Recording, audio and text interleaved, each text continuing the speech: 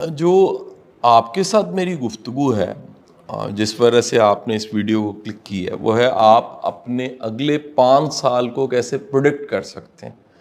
5 سال بعد آپ کہاں ہوں گے؟ The outlier is one of the fantastic book جو کہتا ہے کہ کوئی بھی شخص اگر 10,000 گھنٹے ڈیپ ورک کرتا ہے، ڈیپ ورک کرنے والا 10,000 گھنٹے کام کرنے والا کہاں سے کہاں پہنچ جائے گا، اپنے شعبے کا آؤٹ لائر یعنی لیجنڈ بن جائے گا۔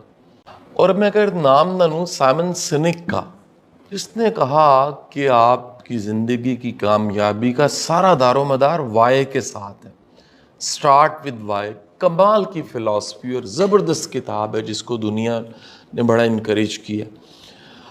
جاپانیز فلسفی اکیگائے، کون نہیں واقف ہوگا اس سے؟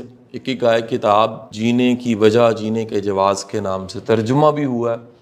وہ کہتی ہے کہ جتنا زیادہ آپ اپنے مقصد حیات کو ڈھونڈتے ہیں، تلاش کرتے ہیں، وہی کام کرتے ہیں جس کے لیے پیدا ہوئے ہیں، تو آنے والا وقت آپ کا بڑا شاندار ہوگا۔ میں آپ کے ساتھ جو سیلف ہیلپ کی بڑی کلاسیکل تمام کتابوں میں درج بات شیئر کرنے والا ہوں، وہ یہ ہے کہ کسی بھی شخص کے 5 سال، آنے والے 5 سال بعد وہ کہاں ہوگا، اس کا تعلق 5 چیزوں کے ساتھ ہے۔ پہلی چیز، وہ کتابیں کون سی پڑھ رہا ہے۔ اور کتاب پڑھنے کی بات کروں، گاہے بگاہے ہمیں سننے کو ملتا ہے لوگ کتاب نہیں پڑھتے، تو کتاب سننا شروع کر دیجئے۔ یوٹیوب پہ ڈھیروں چینلز ہیں، اردو میں، ہندی میں، انگلش میں، ہر زبان میں۔ دنیا کی بہترین کتابیں آڈیوز میں اویلیبل ہیں۔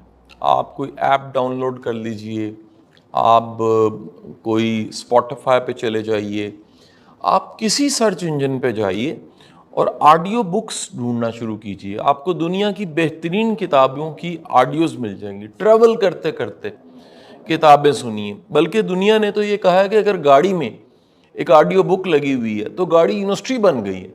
وہ کام جو یونیورسٹی گاڑی ہوتی ہے، ایک چلتی پھرتی گاڑی بھی کر سکتی ہے اگر آڈیو بک لگی ہوتی ہے۔